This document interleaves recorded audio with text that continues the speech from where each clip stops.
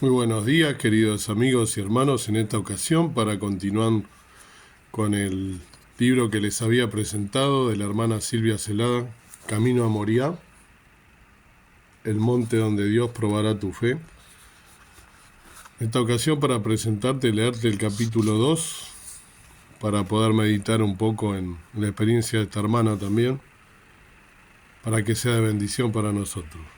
El capítulo 2, como dije, titulado Mi Hawái, dice así: Estaba muy desbordada, estaba muy desbordada como en tantas otras oportunidades, pero me sentía peor que otras veces.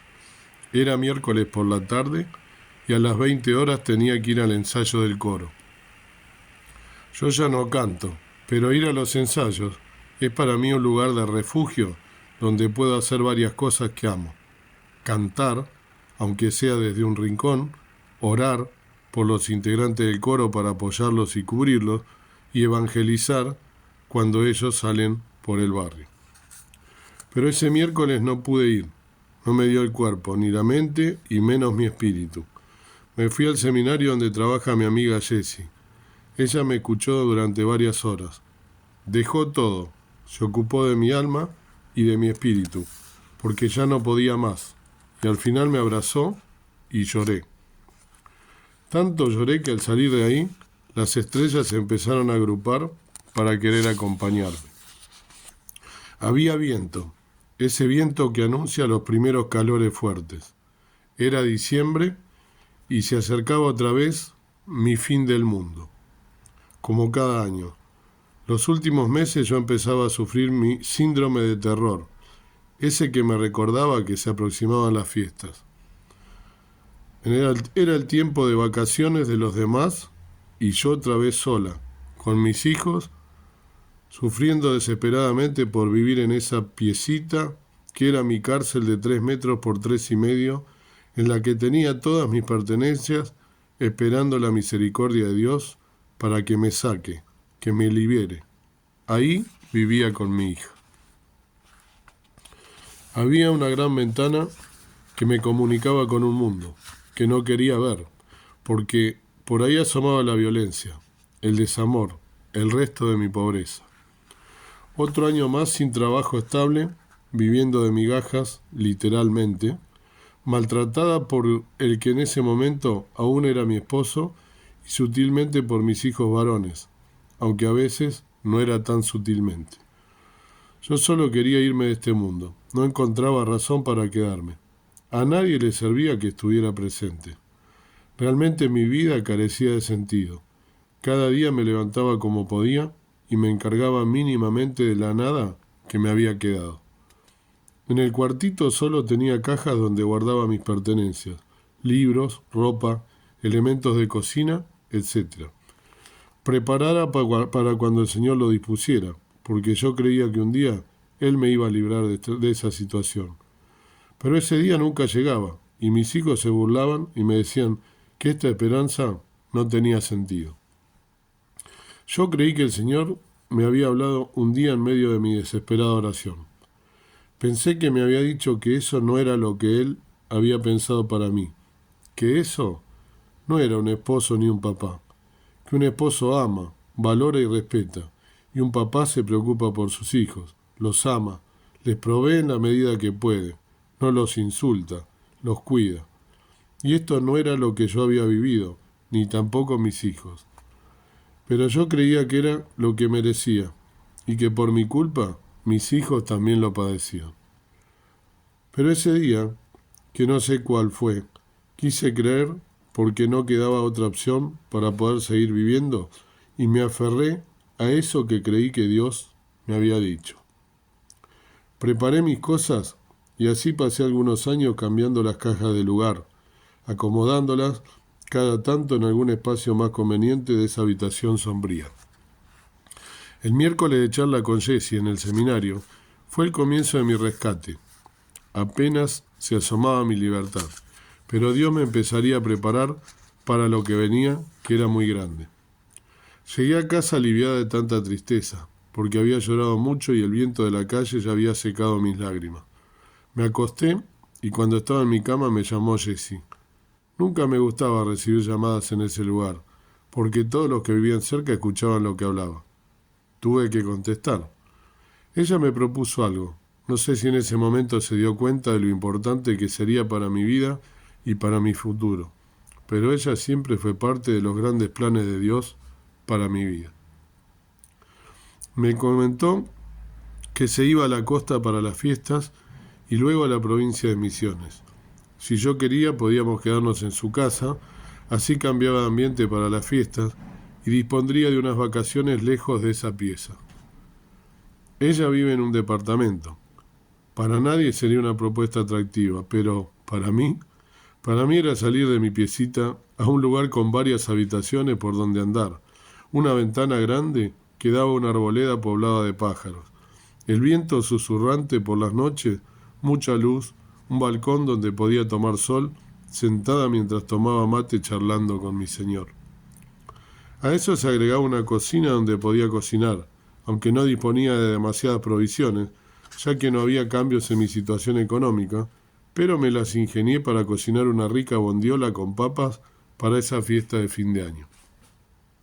Teníamos tele, una cama cómoda, sillas, y ahora podíamos comer en una mesa, porque en el cuartito donde vivíamos solo contaba con una silla y una mesa chiquita. Y mi hija, que vivía conmigo, siempre comía sentada en su cama. Por eso para mí, el departamento de Jessie fue una bendición de Dios. Pero eso no era todo. Mi amiga y su esposo son profesores y tienen en su hogar varias bibliotecas. Una de ellas ocupa toda una pared hasta el techo, así que en ese tiempo pude leer tantos libros como quise. Durante todos los días empecé a escribir una especie de diario. Eran todas cartas que le escribí a mi amiga expresando cómo me sentía de feliz por todo lo que estaba viviendo. Lloraba todo el tiempo, pero de emoción. Cuando comía en la mesa, cuando leía un libro, cuando miraba la tele, continuamente agradecía al Señor. Lloraba de emoción por el silencio, por no escuchar la voz de mi verdugo, ni gritos ni insultos. Solo al principio nos sobresaltábamos cuando escuchábamos el sonido de alguna alarma de auto, porque pensábamos que por ahí venía él a buscarnos, a sacarnos de esa felicidad para llevarnos otra vez al infierno. Pero no, el infierno volvió, pero después de varios días, cuando nos tocó regresar. Sin embargo, yo sabía que Dios había empezado a prepararme para el rescate. ¿Y por qué prepararme? Porque estaba tan desacostumbrada a vivir, a respirar, que podía verme muerto sofocada por tanto aire si volvía sin una preparación. Es increíble, pero todavía me cuestan muchas cosas. Todavía no me acostumbro a saberme valorada, amada y más. A partir de entonces, cada verano, el Señor me regaló mi Hawái personal. No sé si muchos serían tan felices en sus vacaciones como yo en mi Hawái. A partir de ese primer año comencé a crecer emocional y espiritualmente, y cada año sentía más fuerte la convicción de que faltaba poco para un nuevo tiempo en mi vida. Terminaban las vacaciones y a mi hija Lucía ya le habían propuesto retomar su trabajo en la escuela como auxiliar en los talleres del jardín de infantes. No era mucho lo que cobraba, pero para nosotras era algo, y ese algo es mucho para quien no tiene nada. Además, ella estudiaría para ser maestra de nivel inicial, lo que le daría experiencia y posibilidad en el futuro de un puesto seguro en ese lugar. Pero yo no tenía un trabajo estable, y eso me hundía en una gran depresión. Volvía de mi Hawái, pero empezaba otra vez un año difícil. Como siempre, no encontraba de dónde sacar más fuerzas ni más fe. ¿Cómo se hace? Lucía estudiaba en un colegio nocturno en un barrio muy peligroso. Tenía que esperar el colectivo media hora, algo que para mí era emocionalmente desgastante. Una vez estuvo al lado de un tiroteo, pero el Señor la guardó. Otras veces se enteraba que algún profesor le habían robado y ella zafaba de que le robaran su celular o le hicieran algo malo. ¿Cómo seguir después de tantas situaciones peligrosas? Dios la guardó cada día, pero no se salvó de pasar tensión y miedo, y eso la hizo madurar mucho. Por eso ella es tan distinta a las demás chicas de su edad, no solo por lo que vivió en su entorno familiar, sino en la vida en general. Yo hice lo que pude, no sé si alcanzó. Durísimo, ¿no? Este relato de este segundo capítulo de Mi Hawái, como lo llamó la protagonista. Y me vienen leyendo esto varias reflexiones y varios versículos también de la Biblia, ¿no? Por un lado, pensar que la situación que pasó, ¿no? Que son pruebas, que son dificultades, que esta es durísima, ¿no? Pero por ahí alguno de los que está escuchando está pasando por alguna prueba como esta, o peor, o quizás ya la pasó y la superó. El tema es que la vida de cristiano, la vida de creyente, no es color de rosas. No es un camino de rosas, un camino donde vamos a caminar sin ningún inconveniente. Porque justamente al ser uno creyente, el enemigo nos acecha todo el tiempo, cual león rugiente, dice la palabra, buscando a quien devorar. Y a veces el Señor permite que pasemos por estas pruebas, y es para probarnos nuestra fe, y es para que el nombre de Dios sea glorificado, y que el Señor Jesús, a través del Espíritu Santo que mora en nosotros, con el cual fuimos sellados, sea manifestado para transformar nuestra vida. Y dice en una de las cartas de Pablo, ¿no?, que Dios no nos va a dar más de aquello que podamos nosotros resistir. Y a veces alguno de ustedes puede estar pensando, pero tan duro, y sí, tan duro. Hay cosas que tenemos que pasar lamentablemente para aferrarnos al Señor, para hacernos fuertes. Él conoce absolutamente todo. Y Él en su omnisapiencia, en su omnisciencia, en su sabiduría infinita, pero también en su gran misericordia, sabe qué es lo mejor para cada uno de nosotros. Y en este caso a Silvia le tocó esta prueba tan difícil, ¿no?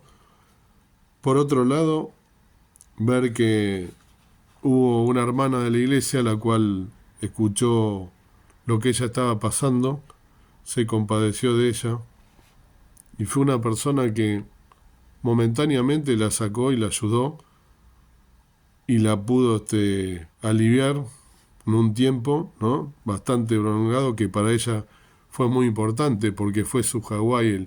Ella llama así su Hawái por el hecho, por supuesto, es una metáfora en vez de, como contó, ¿no?, de poder irse de vacaciones a algún lugar a veranear, para ella salir de esa pieza, de ese encierro y de toda esa situación circundante donde estaba aquel que la quejaba a ella y a sus hijos y que le hacía vivir ese tormento, la sacaba momentáneamente de ese lugar, y el estar en otro lugar ya solamente eso la hacía sentir aliviada y mucho mejor. A veces el Señor nos pone a prueba, pero también nos manda, como si nos diera una soga para sacarnos del lugar, y decirnos: ves que yo estoy presente, ves que estoy con vos, ves que no te abandono, ves que soy fiel. Y él te va mostrando, y a veces nosotros no lo escuchamos. Ese es el problema, que a veces no lo escuchamos, no sabemos interpretar las señales, no sabemos escuchar su voz. Aquí, por supuesto, fue muy evidente porque una hermana la llamó, y qué importante que es a veces dejar de vivir enfrascados en nuestros problemas, en nuestro mundo y en nuestro querer acaparar y en nuestras ocupaciones y preocupaciones, porque son preocupaciones, nos ocupamos más de lo que debemos en nuestras tareas, y nos olvidamos lo que nos dice la Biblia tan importante, ¿no?, de amar a tu prójimo como a ti mismo, que es lo que hizo esta hermana, ¿no?, que se compadeció de esa situación, que lo sintió, por supuesto, en su corazón, ¿no? Jesse se llama, ¿no?, este ángel. Y le invitó a su casa, y qué importante, ¿no? Aún el llamado ya surgió un efecto tan importante. Y cuántas veces nosotros estamos en contacto con hermanos que sabemos que la estamos pasando mal, pero es un mundo donde la caridad se resfrió. Es un mundo donde cada uno vive en sus problemas, donde cada uno está metido como el avestruz abajo de la tierra, sumido en sus cuestiones y se olvida que hay otro que está peor que uno. Y la Biblia dice que nosotros tenemos que estar con nuestro hermano, no solo orando, sino ayudándolo en todo lo que podamos. Este capítulo de este libro sirva para poder tocarnos en el corazón, la fibra más íntima, y que podamos sentir empatía como alguna vez quizá la hemos tenido y la hemos perdido en esa vorágine de este mundo que se metió en la iglesia también y que nos agarra y nos hunde, ¿no?, en el fango de vuelta y no nos deja madurar espiritualmente y no nos deja mirar más allá de nuestro ombligo y no nos deja ver otro hermano u otra hermana que está pasando por una situación peor que la nuestra. Aunque sea para darle una palabra de aliento, decirle cómo estás, darle un abrazo. Muchas veces no hace falta hablar, con un abrazo ya es más que suficiente. Aquellos hermanos que están pasando situaciones de duelo, situaciones como nuestra hermana de separación, situaciones de dolor, quién sabe. Pero debemos estar atentos para poder ayudar a nuestro prójimo, porque lo debemos amar como a nosotros mismos. También en la parte última, final de este capítulo, contaba que su hija había comenzado a estudiar en un nocturno, en un barrio peligroso, y de que el Señor la libró de varios sucesos, ¿no?, que podrían haber terminado inclusive con su vida por cómo estamos viviendo. Y yo quería leer, como para ir finalizando, justamente 2 versículos que están en los Salmos, ¿no? Salmo 34, 34:7. Tan conocido este pasaje, ¿no? Y que debemos tener en cuenta, porque más allá de las situaciones, en algún video lo he comentado al pasarnos, porque a mí me ha pasado. El ángel de Jehová acampa en derredor de los que le temen y los defiende. Vaya si tenemos un ángel que nos defiende, como en el caso de Lucía, la hija de Silvia, que la guardó de tantos peligros. ¿Y cuántas veces te pones a pensar? Ya lo he dicho, ¿no? De cuántas veces el Señor nos protege, nos libra de mal, ¿no? Nos libra de un montón de situaciones, y en algunas nos muestra, evidentemente, mirá cómo te protegí, cómo te mandé un ángel. El ángel a veces es como esta hermana Jessie, también vale esa figura. Es un ángel que me está librando no solo de la muerte, sino de la muerte espiritual, o de la muerte que nos sentimos nosotros emocional en ese momento, ¿no? De cómo estamos pasando, de cargados, de lo mal que estamos. Y también, para terminar, otros versículos en el Salmo 91, también conocidísimo: el que habita el abrigo del Altísimo morará bajo la sombra del Omnipotente. Diré yo a Jehová, esperanza mía y castillo mío, mi Dios, en él confiaré. Y él te librará del lazo del cazador, de la peste destruidora. Con sus plumas te cubrirá, y debajo de sus alas estarás seguro. Escudo y adarga es su verdad. No tendrás temor de espanto nocturno, ni de saeta que huele de día. Miren qué palabras preciosas, ¿no?, de este salmista. No dice quién fue, pero precioso salmo, que da toda la sensación que fuese David, ¿no?, por todas las situaciones que pasó. Pero fíjense qué promesas, ¿no? El que habita el abrigo del Altísimo, nuestro Dios, ¿no?, nuestro Padre omnipotente, ¿no?, que nos va a librar absolutamente de todo, ¿no?, nuestro castillo, nuestra roca, en quien nosotros podemos poner como pie firme, como pie como de siervas, ¿no?, en la altura, como dice otro salmo precioso. De la peste destruidora te librará del lazo del cazador, el cazador que estaba al acecho, ¿no? Cuando ellos estaban en esa piecita, estaba al acecho para cazarlo, para traerles dolor, para traerle pesar en su corazón, ¿no?, en esa situación tan desesperante. Pero Dios te libra, te guarda, te cuida y te da una promesa hermosa de que Él está con vos todo el tiempo, más allá de las circunstancias. Te podés aferrar a Él, y que Él sea tu guía y que sea tu confianza, tu fe, tu roca fuerte, tu castillo y tu libertador, como dice también en otros salmos. Dios quiera que esta experiencia de esta hermana sea de bendición para aquellos que están pasando por pruebas duras, para poder aferrarse a Dios en oración. Fíjense lo que hacía ella, ¿no? Eso también me llamó la atención, y otra cosa que me olvidé decir, que ella decía que iba y no cantaba más, pero va al coro, el coro de IPA, el coro de la Iglesia de la Puerta Abierta, como ya lo he comentado en algún video, a diferencia de otros coros que solo canta en la congregación en la que está para situaciones especiales como aniversario o fin de año o alguna que otra celebración.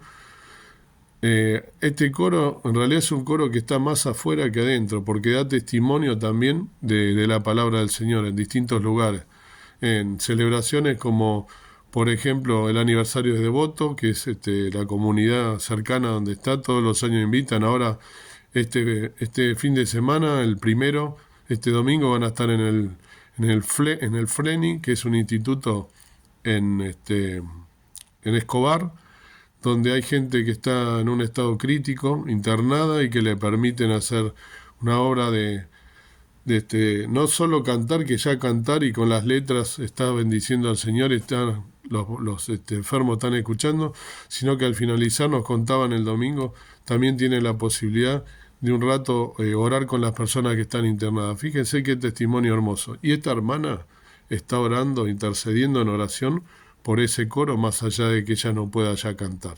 Qué importante que es la oración, el poder que tiene la oración, y que a veces nosotros también descuidamos. Ya hablé y me hice cargo en un momento, no hace tanto, que debemos orar más al Señor, y así como lo estamos haciendo en la congregación que yo pertenezco, también se dio por ir cambiando los motivos de oración, siempre comenzando por el agradecimiento, porque siempre pedimos, pero no agradecemos. Y tenemos motivos de sobra para agradecerle a nuestro Dios, a nuestro Padre Celestial, que está siempre presente y que es fiel, y es ayer, hoy y por los siglos. Que Dios nos bendiga.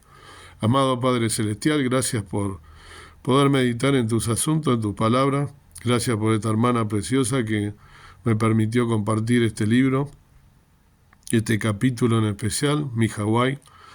Gracias porque cada uno de nosotros podemos estar pasando también una situación dura como la de ella, más o quizás no tanto, pero para cada uno es la situación más difícil porque la pasa uno, pero sabiendo que también el ángel de Jehová acampa alrededor de los que le temen, los protege, y también que el Omnipotente, el Altísimo, está alrededor nuestro, está con nosotros, y nosotros nos aferramos a Él, nuestro castillo fuerte, nuestro libertador en la situación que fuese, que nos protege, nos guarda, nos libra, y no nos va a dejar pasar más de lo que nosotros podamos resistir.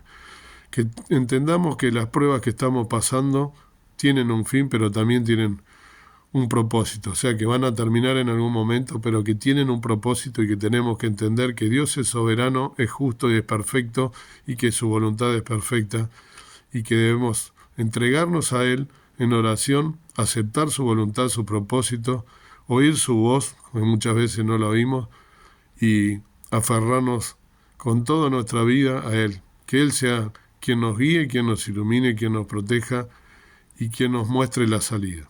Gracias porque podemos contar contigo, porque eres nuestro Dios, nuestro Padre.